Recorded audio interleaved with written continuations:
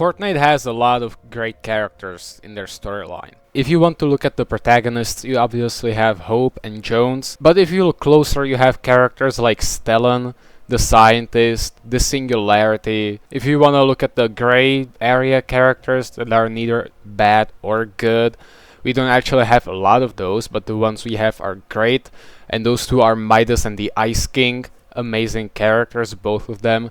And for the villains, you have characters like Megalodon, Dark Voyager, Doom, and Geno. But amongst all these characters, I think there is one that stands undefeated, and that is Daigo, the mask maker of Oni no Shima. This video will be a deep dive into Daigo's character and what makes him so great. And the thing I want to start with is where he began. So Chapter 6 Season 1, the origins of Daigo. And his whole motivation in Chapter 6 Season 1 was saving Jade from the spirit realm.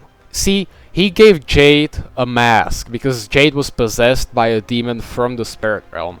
And Daigo, a mask maker, he made masks of magic which were prohibited on Oni no Shima after the Shattering War incident between the Fox clan and the rest of the clans on Oni no Shima. But he made them anyway. And he gave one to Jade, not to trap her in the spirit realm, but to protect her. Unfortunately, this mask allowed the demon to take over Jade and walk her into the spirit realm. And Kendo, Daigo, and Hope, they couldn't go into the spirit realm itself because only demons can pass through the spirit portals that are on the map, or that were on the map. So Daigo had a different idea. He built a mask capable of bringing Jade out of the spirit realm, which we saw in the mini-event where Daigo fought Shogun X. When Daigo attempted to save Jade from the spirit realm, Shogun X set a trap and wanted to kill him. Unfortunately for Shogun, Daigo is not that bad at fighting, it seems, and he defeated him quite easily with the Splinter Blades. The Splinter Blades are blades made from the 0-point shard that fell onto Oni no Shima, and they were made by the Night Rose, who is a demon that was possessed by Shogun X. Night Rose was saved after Daigo killed Shogun, by the way. So yeah, Daigo killed Shogun X. Shogun X's energy went into the Spirit Realm portal, and it turned everything around it gold, which then led us into Lawless. Daigo wasn't really present during most of Lawless, but he came out of hiding in the end. He was secretly working with Fletcher Kane, and the reason why he was working with Fletcher Kane is because he was giving him all his gold, and Daigo used that gold to repair the Mask of Power. The Mask of Power is what caused the Shattering War.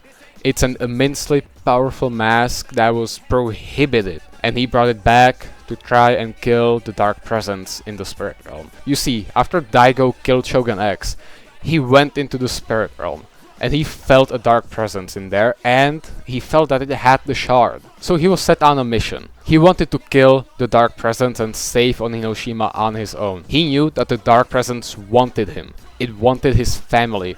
But either way, he let his hubris control him, and he went into the spirit realm. And there he was corrupted. After Daigo was corrupted, he made his way onto Oni no Shima with his new demon army. He set up spires across the map, and they were siphoning the island's energy. And the reason Daigo wanted all this energy is he wanted his master to come to the island. In the Super Showdown live event, we got the first look at the Dark Presence. One of his tentacles, to be precise. And it was immensely powerful. We saw Daigo being controlled by the Dark Presence itself, and then it disposed of him after it got brought to Oni no Shima again. Unfortunately for the Dark Presence, the Supernovas and Superman defeated it, or for now, and it went back into the spirit realm. However, Superman lasered off one of his tentacles and it fell onto the island.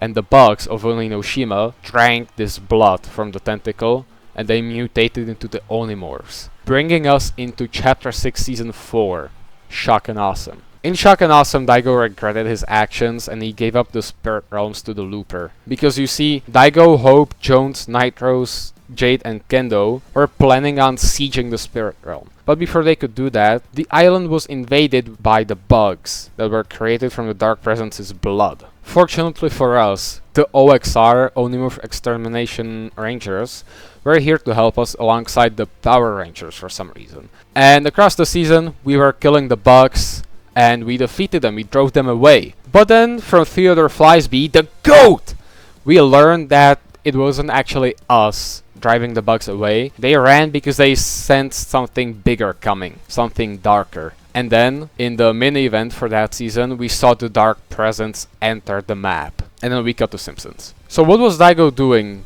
Well, he was helping killing the bugs, obviously. That's all he was doing, pretty much. And then, when it came to saving Onioshima in 0 hour, he showed up.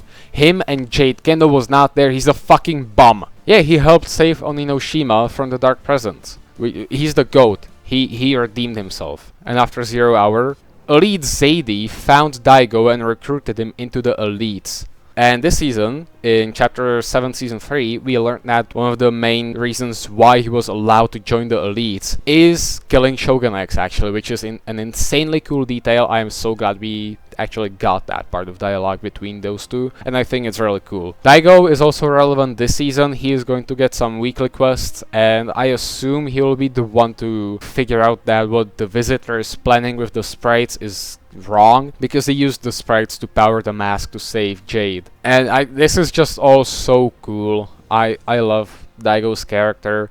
His arc is so personal. If it is Jade being trapped in the spirit realm and him saving her, or if it is him trying to save Oninoshima, he's just so well written, and there are consequences to his actions. He's not perfect, he's flawed, but he still tries to do the best he can, and that's what I just love about Daigo and this character. I hope you enjoyed this video. I hope you like Daigo as much as I do after watching this video, and I would love to make this a series, kind of taking a deep dive into different Fortnite characters, so if you'd want this, let me know in the comments. I would love to do more of these videos, and yeah, I think that's about it for this one. I'll see you later.